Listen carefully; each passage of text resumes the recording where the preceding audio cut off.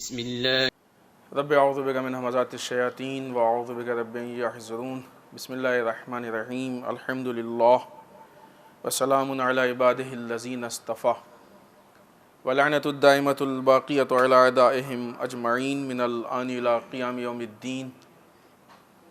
اما بعد اوصیکم ونفسی بتقوی اللہ. وقال علی بن ابی طالب علیہم الصلاۃ والسلام: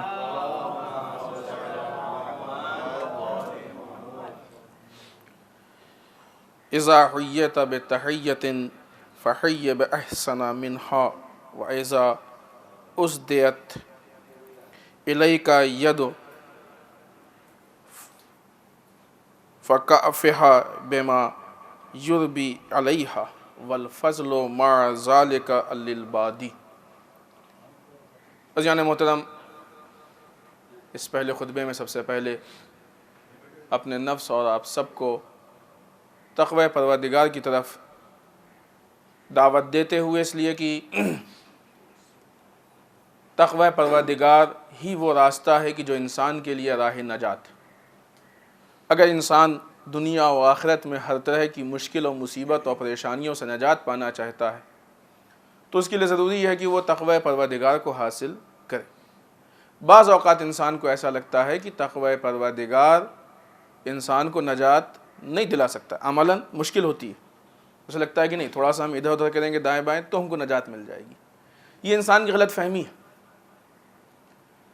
بلکہ یوں کہا جائے کہ اس کی مثال ہم دے سکتے ہیں پین کلر کی. اگر انسان کی بیماری ہے اور اس کی وجہ سے انسان کو تکلیف ہے، درد ہو رہا ہے، ڈاکٹر نے اس کو پین کلر دے دیا تو پین کلر سے بیماری ختم نہیں ہوتی ہے، احساس مر جاتا ہے درد کا، انسان کو محسوس نہیں ہوتا ہے. اگر انسان تقوی پروردگار کو چھوڑ کے کسی اور راستے سے اپنی نجات کو حاصل کرنے کی کوشش کر رہا ہے تو یہ راستہ اس کے لیے پین کلر تو ہو سکتا ہے، علاج نہیں بن سکتا. لہٰذا اگر واقعی اور دائمی علاج چاہیے تو انسان کو حتماً تقوی پروردگار حاصل کرنا پڑے گا. ہمیشہ کی طرح سب سے پہلے امام کے خطبے میں سے وہ جملہ ایک کہ جو متقین کے صفات میں سے سلسلے وار وہ جملے آپ جانتے ہیں پیش ہوتے ہیں. اس ہفتے جس جملے کو آپ کے سامنے پیش کرنا ہے، مولا ارشاد فرماتے ہیں کہ یہ متقین وہ لوگ ہیں کہ ان سے جس فضل اور رحمت کا وعدہ کیا گیا ہے اس سے خوش رہتے ہیں. کس کے وعدے کی بات ہے؟ وعدہ پروردگار کی بات ہے، وعدہ الہی کی بات ہے. یعنی خداوند متعال کی طرف سے جس فضل کا، خدا کے فضل خدا کا، جس رحمت کا، رحمت پروردگار کا وعدہ کیا گیا ہے اس سے یہ خوش. ہم نے ہمیشہ آپ کے سامنے کہا کہ جو گفتگو ہوتی ہے بہت مختصر ہوتی ہے، صرف ترجمے کی حد تک ہوتی ہے، ورنہ ایک ایک جملہ اس لائق ہے کہ اس پہ مستقل تقاریر کی جائیں، کئی کئی تقریریں. مثلا خود اسی پہ فضل پروردگار کیا ہے، رحمت پروردگار کیا ہے، کیسے ملتا ہے، بہت ایک تفصیلی گفتگو ہے. اور ان سب کے باوجود اس بات کا اقرار ہے کہ کلام امام نہج البلاغہ کی باتوں پہ گفتگو کرنا یہ ہم لوگوں کے بس کی بات نہیں ہے. یہ تو بہرحال تیمم کی حد تک ہم لوگ آپ کی خدمت میں حاضر ہیں کہ نہ ہو، اس سے بہتر یہ ہے کہ ترجمے کی حد تک بات ہو جائے. تو مولا کہتے ہیں کہ متقین وہ لوگ ہیں کہ جو فضل پروردگار اور رحمت پروردگار کا جو ان سے وعدہ کیا گیا ہے وہ اس سے خوش رہتے ہیں. آئیے وعدے سے متعلق پہلے دو تین نکات پوائنٹس آپ کے خدمت میں پیش کریں. سب سے پہلی چیز کہ وعدے سے خوش رہنے کے لیے یا وعدے پہ خوش ہونے کی عملی دلیل ہونا ضروری ہے، جس کو دوسرے الفاظ میں کہا جا سکتا ہے کہ وعدے پہ عملی یقین ہونا چاہیے. یقین ہونا اور ہے، عملی یقین ہونا اور ہے. ہم سب کو یقین ہے نا موت آئے گی، سب کو معلوم ہے، کوئی کسی کو شک نہیں موت میں. سب کو یہ بھی یقین ہے کبھی بھی آ سکتی ہے. لیکن کتنے ایسے لوگ ہیں کہ جو مثلاً اس کے لیے آمادہ نہیں ہے. اس کا مطلب کہ عملی یقین نہیں. یقین ہے زبان سے کبھی بھی کہیں، کبھی بھی آپ لاکھ انکار کیجئے کہ نہیں موت مثلاً اتنی ہوگی نہیں ہوگی، نہیں آپ کیسے کہہ رہے ہیں، موت آئے گی کبھی بھی آ سکتی ہے. پورا یقین ہے، کامل یقین ہے. لیکن یہ یقین عمل کی منزل میں نہیں پہنچ پایا. یہ یقین کی کمی ہے. ہمارے پاس بہت سے ایسے یقین ہیں کہ جو عمل کی منزل تک ہم کو نہیں پہنچا پاتے. خداوند متعال کا وعدہ جو رحمت و فضل کا وعدہ ہے، کوئی بھی وعدہ ہو، انسان اگر وعدے پہ یقین اس کو رکھنا ہے تو عملی یقین کی ضرورت ہے، بالخصوص وعدہ پروردگار۔ ایک آدمی نے آپ سے کہا کہ شام کا کھانا مثلا ہمارے ساتھ کھائیے گا، آپ سے کوئی پوچھے کہ صاحب یہ سچ کہے جھوٹ بولے؟ نہیں، وعدہ کیا انہوں نے، دعوت دی ہے، کیوں جھوٹ بولیں گے؟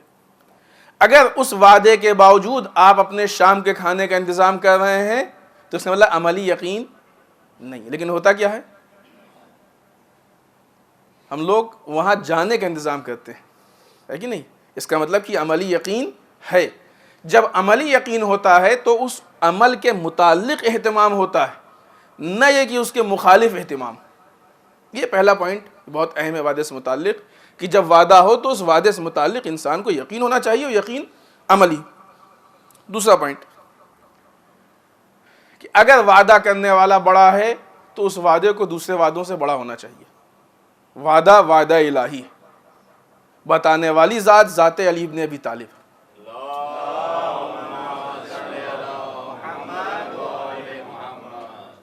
رسول کے بعد انسانیت میں علی جیسا کوئی نہیں، اور کائنات میں یہ کہنا ہی غلط ہے کہ اللہ جیسا کوئی نہیں۔ ذات پروردگار، کبریائی۔ تو سب سے بڑا وعدہ ہم کو مل گیا رحمت کا اور فضل کا، ہے کہ نہیں؟ اب اگر کوئی ایک ایسی بات ہو کہ جو اس وعدے سے ٹکرائے، جو اس وعدے کے مقابلے میں آئے، خدا کے وعدے ہیں نا، تم یہ کرو گے تو مثلا رزق ملے گا، آئیے رزق پہ بات کرتے ہیں، آخرت کی بات ابھی چھوڑیے، ایسا کرو گے تو رزق ملے گا، ایمان اچھا ہوگا رزق میں برکت ہوگی، ہے کہ نہیں؟ آج کتنے لوگ ایسے ہیں کہ جو اسی پیسے کے کمانے کے لیے ایمان کو توڑ کے بے ایمانی میں قدم رکھ دیتے ہیں۔ بے ایمانی صرف وہ نہیں ہے کہ پیسے میں بے ایمانی ہر وہ کام جو غلط ہو، جو تقوی کے خلاف، حرام طریقے سے پیسہ کما رہے، حرام راستے پہ جا رہے ہیں۔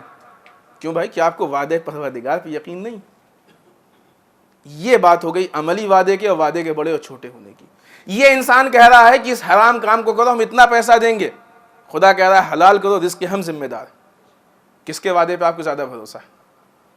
حرام پہ جائیں گے تو حرام والے پہ، کہ جو خدا کا ایک گنہگار بندہ ہے کہ جس کو خود بھی جہنم میں جلنا، اس کے وعدے پہ زیادہ بھروسہ ہے یا خالق کائنات کے وعدے پہ زیادہ بھروسہ ہے؟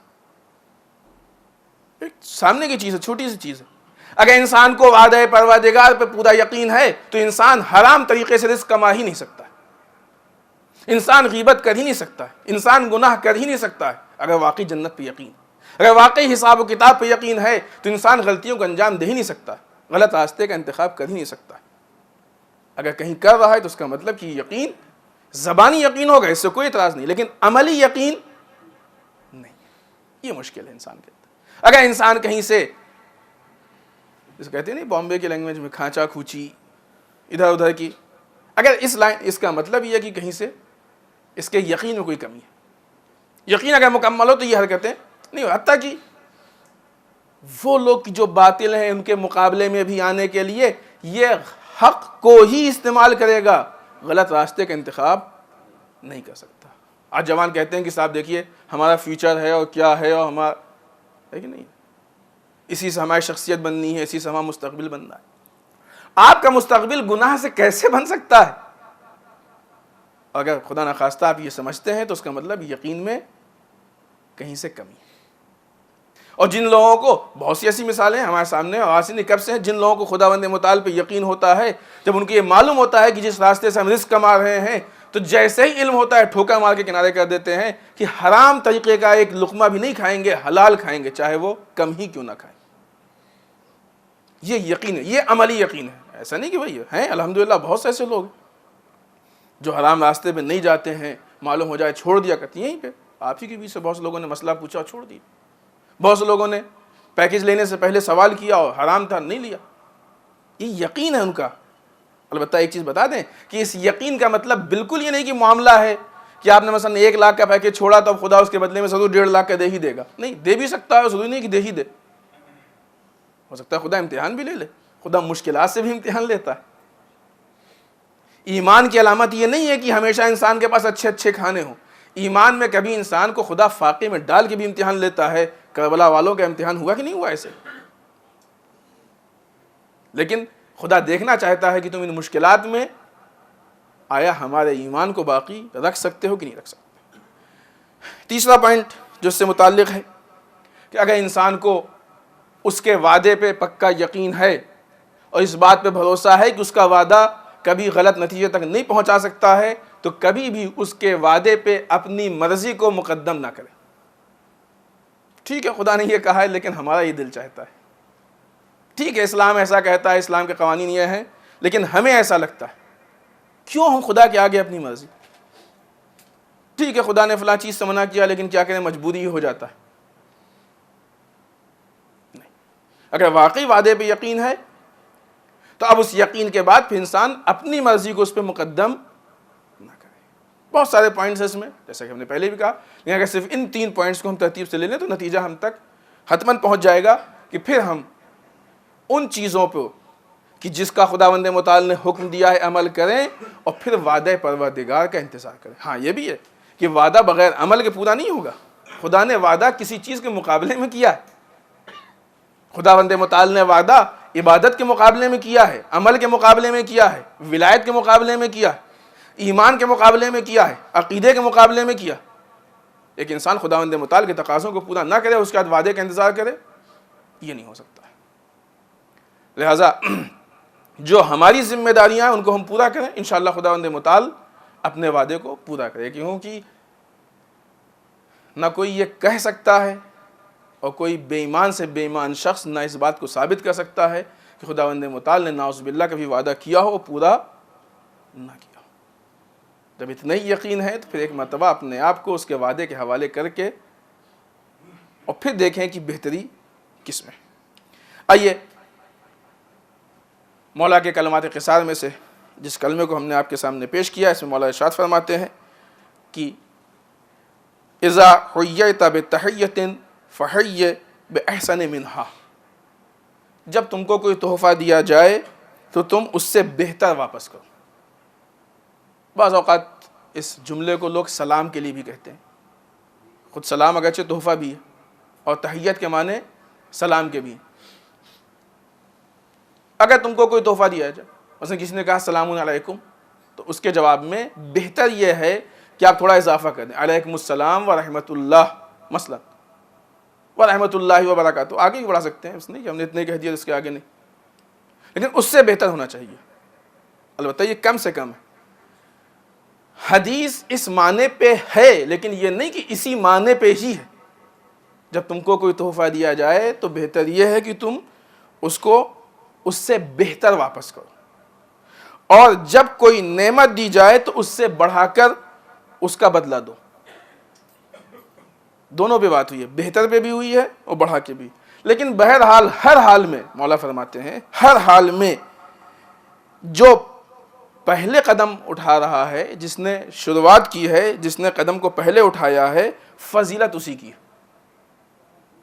خود سلام کے لیے بھی حدیث ہے نہیں, جس میں زیادہ ثواب کا حصہ سلام کرنے والے کو دیا گیا ہے اور کم حصہ جواب دینے والے کو, اس لیے کہ اس نے شروعات کی. جواب دینے والا تو واجب کو ادا کر رہا ہے آپ نے.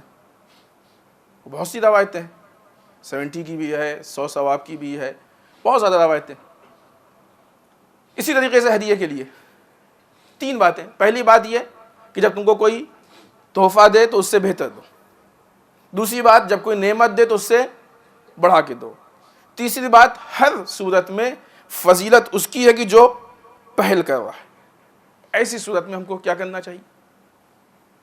اس قول کی روشنی میں اگر ہم اپنی ذمہ داریوں کو پہچانیں تو ہمیں سب سے, چونکہ ہم کو لوگوں کی اچھائی کے بدلے میں اچھائی اس سے بہتر کرنی ہے اور بڑھا کے کرنی ہے, لہٰذا ہم لوگوں کے اندر کیا دیکھیں گے؟ برائیاں دیکھیں گے, اچھائیاں دیکھیں گے. وہ ہمارے ساتھ برائی کر رہا ہے اس پہ غور کریں گے, یا وہ ہمارے ساتھ اچھائی کر رہا ہے اس پہ غور کریں گے؟ علی ابن ابی طالب نے یہ نہیں کہا کہ اگر کوئی تمہارے ساتھ برائی کرے تو مجھ سے بڑھا کے برائی کرو اس کے ساتھ. علی تو ذات کا نام ہے جو اپنے قاتل کے لیے بھی کہتا ہے کہ اس نے ہم کو ایک ضربت ماری, بیٹا حسن اگر ہم مر جائیں تو اس کے بھی ایک ہی ضربت مارنا, اس سے زیادہ کا حق نہیں ہے. لیکن یہ روایت میں ہے کہ نہیں چیز؟ برائی کے لیے نہیں ہے کہ بڑھا کے کرو, اچھائی کے لیے. لہٰذا ہم کو اب یہ دیکھنا ہوگا کہ دوسرا ہمارے ساتھ اچھائی کیا کر رہا ہے, یہ نہیں دیکھنا ہوگا کہ برائی کیا کر رہا ہے. آج ہمارے سماج و معاشرے میں چیزیں دلیل بن جاتی ہیں, صاحب وہ تو ایسا کریں, ہم ایسا کیوں کریں؟ اگر ہر آدمی اسی دلیل پہ چلے گا تو یقین مانے سماج معاشرے سے اچھائیاں ختم ہو جائیں گی، صرف برائیاں رہ جائیں گی۔ لیکن جو معیار، جو پیمانہ، جو اصول، جو قانون، جو رول علی ابن ابی طالب بیان کر رہے ہیں، اگر اس پہ لوگ عمل کریں گے تو یقین مانیے کہ برائیاں ختم ہو جائیں گی، صرف اچھائیاں بچیں گی۔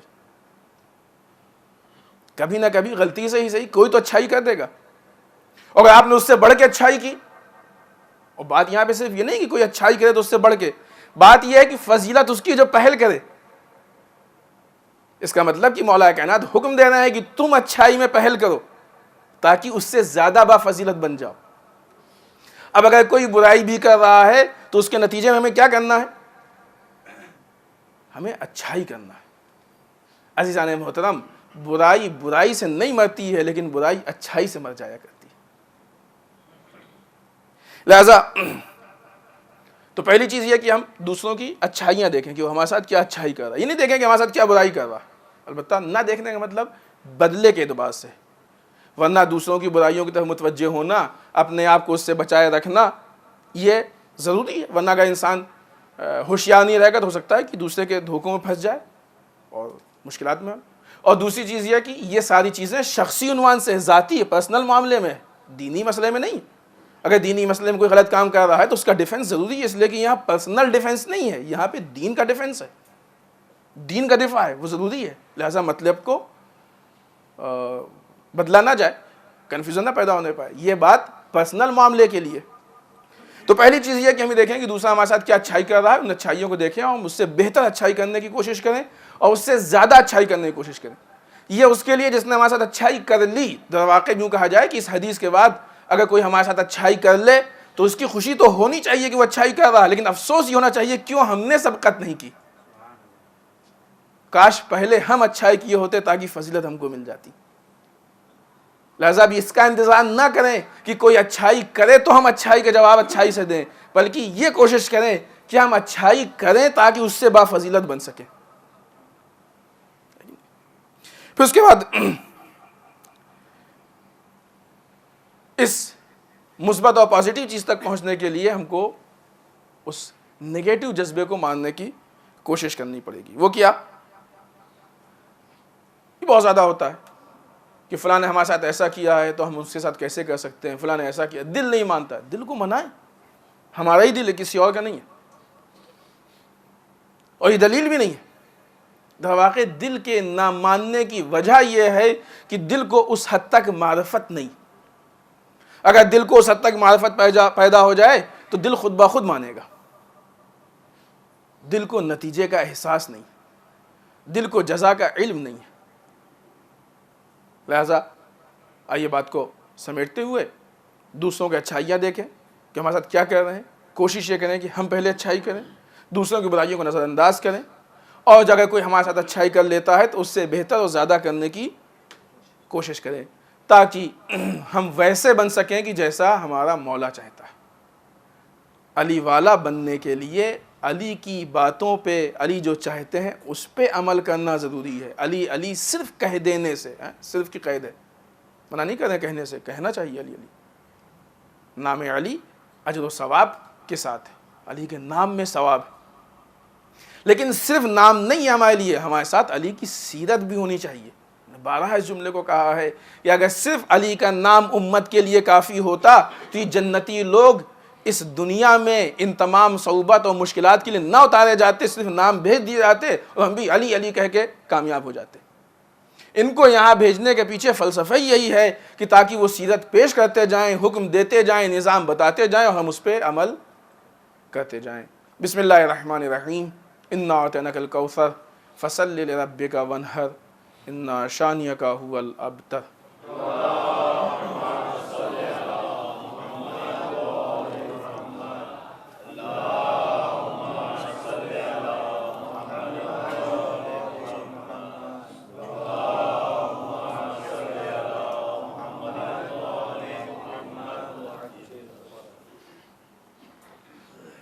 رب اعوذ بک من همزات الشیاطین واعوذ بک رب ان یحضرون۔ بسم اللہ الرحمن الرحیم، الحمد للہ الذی لا یبلغ مدحتہ القائلون ولا یحصی نعماہ العادون ولا یودی حقہ المجتہدون، اللہم صلی وسلم علی صاحب الدعوۃ النبویہ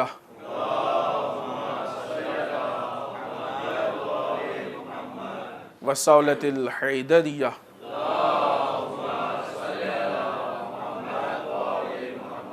والعصمۃ فاطمیہ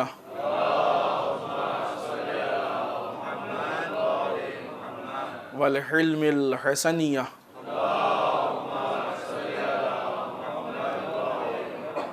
والشجاعۃ الحسینیہ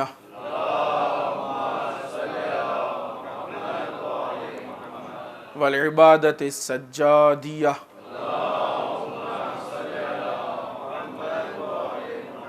والآثار الباقریہ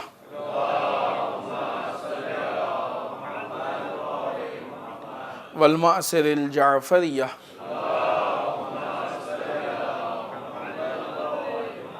والعلوم الکاظمیہ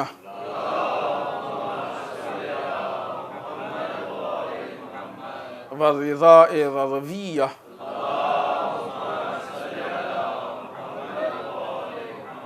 والجود التقویہ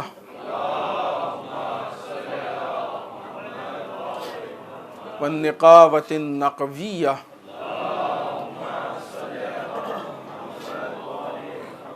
والہیبۃ العسکریہ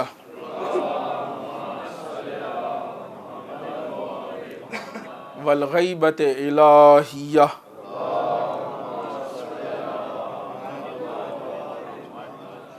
واللعنۃ الدائمۃ الباقیۃ علی اعدائہم اجمعین من الآن الی قیام یوم الدین، اما بعد۔ عزیزان محترم، اس دوسرے خطبے میں ایک بار پھر اپنے نفس کو اور آپ سب کو تقوی پروردگار کی تاکید کرتے ہوئے اس ہفتے کی مناسبات میں سب سے اہم اور سب سے پہلی مناسبت آنے والی 11 ذی قعدہ ولایت باسعادت حضرت امام علی الرضا علیہ الصلوۃ والسلام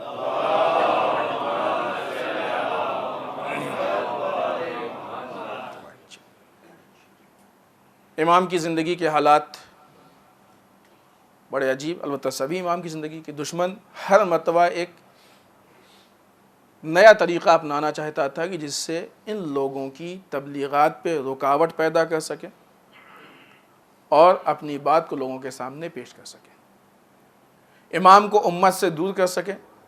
اور یہ ہمیشہ کا ہے، آج بھی ہے۔ اس وقت چونکہ معیار تبلیغ، معیار ایمان امام تھے، لہٰذا حاکم چاہتا تھا کہ امت امام سے دور رہے۔ اس کے لیے کبھی امام کے خلاف پروپیگنڈا، کبھی افواہیں، کبھی کچھ۔ اور آج یہ کام علماء کے لیے ہو رہا ہے، اس لیے کہ امام پردہ غیب میں ہے۔ آج اگر کسی کو ہدایت لینا، یہ تو نہیں کوئی کہہ سکتا ہے کہ عالم سے ہدایت نہیں ملے گی، جاہل سے ملے گی۔ کہنے والے کہتے ہیں، لیکن غیر منطقی ہے، ایک دم بچکانا، اور بھی بدتر ہے، کیونکہ بچہ بھی اسکول پڑھنے جاتا ہے، اس کو معلوم ہے کہ علم عالم سے ہی ملے گا جو جانتا ہے، لیکن جب دین کا مسئلہ ہوتا ہے تو لوگ پھر علماء کے خلاف پروپیگنڈا کرتے ہیں۔ تو چونکہ آج بھی ہدایت امام سے ہی ملنی ہے، آج بھی ہدایت علماء سے ملنی ہے، امام کے ہی اقوال کی روشنی میں ہے، علماء اپنے جیب سے نہیں دیتے ہیں، وہی قرآن و حدیث سے نکال کے دیتے ہیں۔ لہٰذا آج وہی کام علماء کے ساتھ کرنے کی کوشش کی جا رہی ہے۔ لہٰذا امام کے زمانے میں امام نے جن حالات کو فیس کیا اور جن حالات میں زندگی گزاری، اس میں کلام کہتے ہیں اس علم کو کہ جس کو ہم عقائد کہتے ہیں، کلامی مشکلات بہت زیادہ پیدا کی گئی، کلامی سیاسی مشکلات پیدا کی گئی ہیں، اور احادیث و روایات کے متعلق امام نے اپنی باتیں پیش کی، تھوڑا کچھ سیکنڈ ان تینوں پہ۔ کلامی مشکلات کیا مطلب؟ یعنی عقائد کے اعتبار سے بہت ساری چیزوں کو مشکوک بنانے کی کوشش کی گئی، جو چیزیں کلیئر تھیں ان کو مشکوک بنانے کی۔ آج بھی ایسی کیا جا رہا ہے، جو چیزیں ایک دم کلیئر ہیں، 2 4 ان کو مشکوک کرنے کی کوشش کی جا رہی۔ اور یہ دشمن کی یہ روش نئی روش نہیں تھی۔ امام کی زندگی میں ایک مسئلہ، بہت اہم مسئلہ تھا، وہ آپ کی ولایت عہدی کا ہے۔ ہم نے اس کے اوپر کئی مرتبہ گفتگو کی۔ ولایت عہدی وہ مسئلہ ہے کہ جس کا تعلق کلام سے بھی ہے اور سیاست سے بھی۔ کلامی جو مشکل پیدا کی گئی، عقیدے کے متعلق جو مشکل پیدا کی گئی، یہ آج کی بات نہیں۔ جب لوگوں نے دیکھا کہ اسلام تیزی سے پھیل رہا ہے، وہ اسلام کی جو ابو طالب کے گھر میں پروان چڑھا ہے وہ تیزی سے پھیل رہا ہے، تو لوگوں نے کیا کہ الزام لگایا کہ ابو طالب مثلا وہ خود ہی کافر ہے، ان کے ایمان میں شک ہے۔ ہوا کہ نہیں ہوا؟ صفین میں لوگوں نے علی کی بات میں شک کیا، خوارج نے علی کے عہدے پہ شک کیا، علی آپ ایسا کیسے کہہ سکتے ہیں، آپ مثلا خلاف خود۔ علی کے ایمان پہ نعوذ باللہ شک ہوا کہ نہیں؟ علی کے حکم پہ شک ہوا کہ نہیں ہوا؟ در واقع یہ امت کا مزاج ہے کہ جب امت اپنے اندر ایمان کی کمی دیکھتی ہے تو معیار ایمان کے اندر شک پیدا کرنے کی کوشش کر دیتی ہے۔ جو زمانے میں ایمان کا معیار ہوتا ہے، کیوں؟ اس لیے کہ ان کے پاس منطق نہیں ہوتی ہے، ان کے پاس پروف نہیں ہوتا ہے کہ اپنے ایمان کو ثابت کر سکے۔ ابو طالب کے ایمان میں شک پیدا کرنے والے خود صاحبان ایمان نہیں تھے، اگر ہوتے تو اپنے ایمان کو ثابت کرتے، ابو طالب کے ایمان میں شک نہیں پیدا کرتے۔ ابو طالب کے ایمان میں شک پیدا کرنا اس بات کی دلیل ہے کہ ابو طالب کا ایمان تو ایسا نہیں ہے کہ جس میں شک ہو، لیکن شک پیدا کرنے والوں کے بے ایمانی کی دلیل بن جاتا ہے۔ ہر امام کے ساتھ ایسے مسائل پیش آئے، عقیدے کے حساب سے الگ الگ چیزوں میں شک پیدا کیا گیا۔ امام کے زمانے میں بھی ایسے مسائل پیش آئے، اور تفصیلات کتابوں میں موجود ہے، اتنا وقت نہیں کہ ہم تفصیلات میں جائیں۔ سیاسی اعتبار سے حالات اتنے خراب کیے گئے کہ مولا اپنے جو اہداف ہیں، جو مقاصد ہیں، ان تک نہ پہنچنے پائے۔ ولایت عہدی وہ ایک دھوکہ، ایک سازش تھی کہ جس کے تحت حاکم چاہتا تھا کہ امام رضا علیہ السلام مستقل پورے طریقے سے اس کی نگرانی میں رہیں، تاکہ امام اپنی امت سے نہ ملنے پائیں، نہ کچھ دینے پائیں، نہ امت ان سے لینے پائے۔ ورنہ ہمیں یاد ہے کہ ہم نے اس کے پہلے اس پہ دلیلیں بھی آپ کے سامنے دی ہیں کہ ولی عہد وہ بنایا جاتا ہے کہ جو عمر میں بادشاہ سے، حاکم سے چھوٹا۔ آپ تاریخ میں جا کے دیکھیے، امام کی عمر، امام کی ایج حاکم سے زیادہ ہے، زیادہ ایج والے کو ولی عہد نہیں بنایا جاتا ہے۔ ولایت عہدی کے پیچھے سیاسی چال فریب تھے، لیکن کیا کہنا امام کی حکمت کا کہ آپ نے اپنی حکمت عملی سے اس کے چال و فریب کو کامیاب نہیں ہونے دیا۔ روایت سے بہت زیادہ کھلواڑ ہو رہا تھا، خوب آج بھی لوگ کہنے والے کہہ رہے ہیں۔ امام نے روایت کے متعلق انشاءاللہ موقع رہا تو ہم اس پہ کسی موقع پہ تفصیل سے گفتگو کریں گے۔ روایت کے متعلق بہت ساری چیزیں، بہت سے حقائق ان کو واضح کرنے کی کوشش کی کہ دیکھو روایت کے نام پہ جو مل جائے سب کو تم روایت سمجھ کے مت لے لینا، اس میں دھوکے ہیں۔ دھوکے کتنے ہیں، کس کس طرح کے، اس کی طرف متوجہ کیا امام نے، لیکن اور پھر حالات حاضرہ کے متعلق اگر آپ کو یاد ہو تو شاید کچھ مہینے پہلے ہم نے امام رضا علیہ السلام کی وہ حدیث، صلوات پڑھ رہے ہیں تو پھر سبھی پڑھ،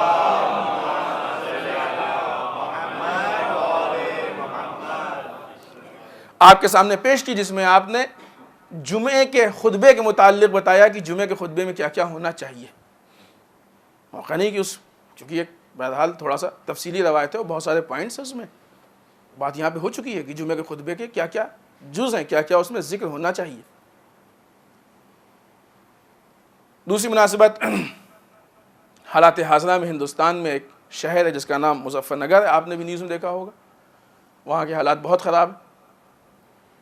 نہیں معلوم اس کو ہم اپنے حکومت کی ناکامی کہہ دیں یا آنے والے الیکشن کی آمادگی، لیکن جو بھی ہو اس میں بیچارہ مسلمان کیوں پس رہا ہے؟ عزیزان محترم، ہم کو اپنی حکومت سے یہ مطالبہ کرنا چاہیے کہ ہمارا ملک پڑوسی ملک سے مضبوط ہے۔ اس ملک میں وہ حالات نہیں پیدا ہونے چاہیے جو پڑوسی ملک میں پیدا ہو چکے ہیں۔ اس مستقبل کی دور اندیشی کے تحت ہم کو اپنے حقوق کے مطالبے کرنے چاہیے اور ہمیں اپنے حفاظت کے لیے، اپنے امن و امنیت کے لیے غور و فکر کرنی چاہیے۔ موجودہ وقت میں سب سے زیادہ جو گرم مسئلہ ہے وہ سیریا سے متعلق مسئلہ ہے، جو کافی وقت سے طول کھینچ رہا ہے اور اس ٹائم بڑے نازک موڑ پہ تقریباً تھا، ابھی بھی ہے گرچہ۔ بعض ملکوں نے اعلان کر دیا تھا کہ ہم حتماً سیریا پہ حملہ کریں گے اور تاریخ کا بھی اعلان کر دیا تھا. لیکن وہ لوگ کی جو مقابلے میں ہیں انہوں نے مردانگی کی دلیل دی. ایران، روس اور بھی اس طرح کے کچھ ممالک، اور وہ اپنے موقف پہ اپنی بات پہ ڈٹے رہے. عجیب بات ہے، سیریا ایک اکھاڑا بن کے رہ گیا. اصلاً جو جنگ ظاہراً لوگوں کو دکھ رہی وہ ہے ہی نہیں. اگر خدا نخواستہ یہ جنگ ہوئی، اس سے پہلے بھی ہم نے آپ کی خدمت میں پیش کی، ورلڈ وار میں تبدیل ہو سکتی ہے. اس ایریے میں بہت زیادہ، اس کے پہلے جملہ کہا تھا ہم نے، اس ایریے میں بہت زیادہ بارود کا ڈھیر ہے. یہ جنگ خطرناک نتیجے پیش کر سکتی ہے، حالات میں بہت بڑی تبدیلی پیدا کر سکتی ہے. خدا نہ کرے کہ یہ جنگ ہو. دو طرح کی تحلیل ہے انالائز. ایک انالائز اگر آپ دیکھیں تو امریکہ اس جنگ میں ہاتھ ڈال کے پھنس چکا ہے، اس کو ہاتھ نکالنے کا موقع نہیں مل رہا. دوسرے طریقے سے آپ دیکھیں، اگر مفاد پہ نگاہ ڈالیں، فائدوں پہ نگاہ ڈالیں، تو وہ بعض اوقات حالات میں اتنا مجبور ہو گیا ہے کہ اب اس کے سامنے جنگ کے علاوہ چارہ نہیں. جو کہا جائے کہ گلے کی ہڈی بن گئی ہے، نہ نگل سکتا ہے نہ اگل سکتا ہے. آیت اللہ العظمی نوری ہمدانی اپنے بیان میں فرماتے ہیں کہ شام پر ممکنہ امریکی حملہ ہر صورت میں امریکی شکست پہ تمام ہوگا. اور انشاءاللہ ویسے بھی امریکہ ہار گیا. اب تک کے جو حالات تھے، جو جنگ چل رہی تھی، اس میں امریکہ ہار گیا. اگر خدا نخواستہ حملہ ہوتا ہے تو اس میں بھی خدا نہ کرے حملہ ہو، اس لیے کہ جب بھی حملہ ہوگا بے گناہ مارے جائیں گے، بے انتہا بے گناہ مارے جائیں گے. بالخصوص وہ شام کی عوام ماری جائے گی جس کا بیچاری کا بہت زیادہ لینا دینا بھی نہیں اس جنگ سے. اسلام کے مجاہدین نے اسرائیل کے تمام حساس جو پوائنٹس، نکات ہیں، ان سب کا سراغ لگا لیا ہے. اور اگر امریکہ نے شام پہ حملہ کیا تو شامی افواج، شامی فوجیں اسرائیل کے تمام اہم ٹھکانوں اور حساس جو مرکز ہیں ان کو اپنا نشانہ بنائیں گے. تحلیل انالائز دو طریقے کی ہے. ایک طریقے سے امریکہ نہیں کر سکتا ہے حملہ، مجبور ہے. ایک طریقے سے حملہ امریکہ پیچھے نہیں ہٹ سکتا ہے، ورنہ اگر فیصلہ ہو گیا ہوتا تو اب تک یہ فیصلہ سامنے آ گیا ہوتا.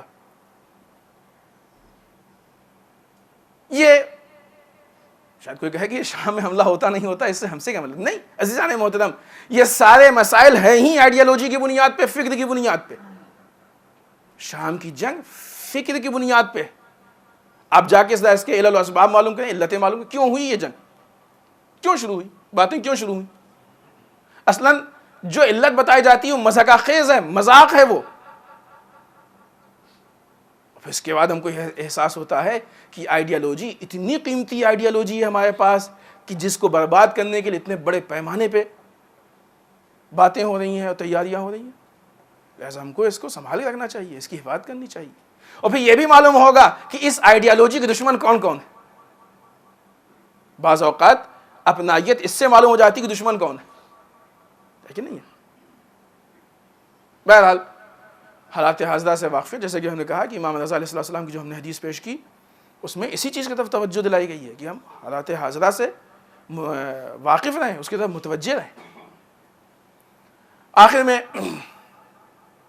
ایک بات کہہ کے اپنی گفتگو کو تمام کرنا چاہتے ہیں.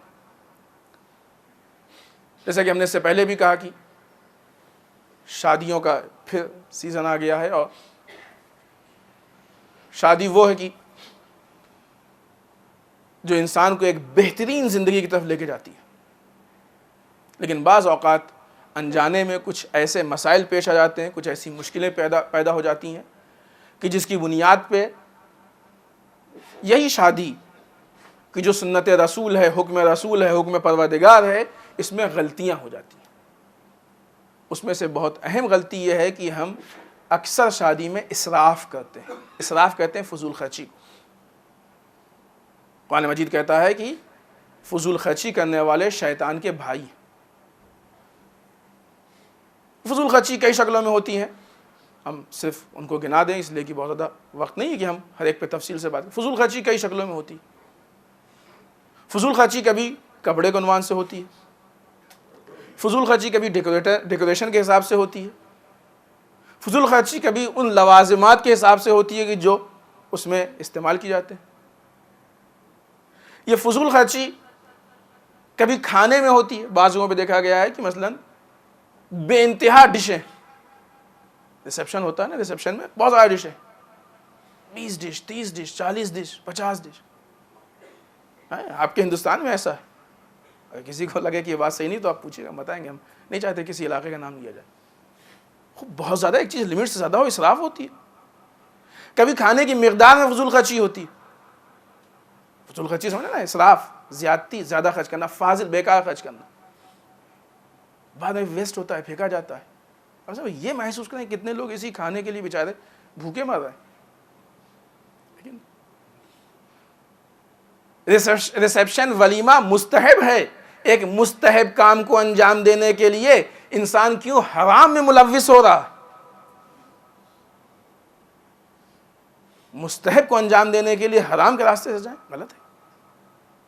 پھر فضول خرچی, شاید سال 2 سال پہلے ہم نے اس کی طرف اشارہ بھی کیا, سنا کہ بعض لوگ ابتدائی ایام میں یا پہلے دن میں ہوٹل کے کوئی اچھا مہنگا روم بک کرتے ہیں. مجبوری ہے, اور مجبوری ہو تو پھر اپنی حیثیت کے حساب سے ہو, ٹھیک ہے. ہوٹل کا روم بک کرنا کوئی حرام کام نہیں ہے بالاصل, لیکن اگر ضرورت نہیں ہے اور حیثیت سے بہت زیادہ اگر ہو رہا ہے, بعض اوقات جو فیگر سننے میں آیا ہے وہ پیسے کا وہ اتنا ہوتا ہے ایک روم کا کہ جتنے میں کسی غریب انسان کی شادی ہو جاتی ہے. فضول خرچی, ضرورت نہیں ہے اس کی. ہاں اگر واقعی ضرورت ہے اور گھر میں اتنی گنجائش نہیں ہے تو ٹھیک ہے, پھر حیثیت کے مطابق وہ بھی ہونا چاہیے, حیثیت سے بڑھ کے نہیں ہونا چاہیے. نتیجہ کیا ہوتا ہے کہ جن لوگوں کے پاس مال ہوتا ہے وہ اپنے مال کی قوت کو دکھانے کے لیے فضول خرچی کر کے ثابت کر دیتے ہیں کہ ہم مالدار. لیکن یہی اپنے مالداری کے روب کا جمانا یہ غریبوں کی شادی کے لیے رکاوٹ بن جاتا ہے. سوال ہوتا ہے کہ فلاں اب آج کل تو صاحب ٹرینڈ چل گیا ہے, ابھی آج کل تو ماحول چل گیا ہے کہ اس ہال میں شادی ہوتی ہے لہٰذا ہم کو بھی اس میں کرنا ہے.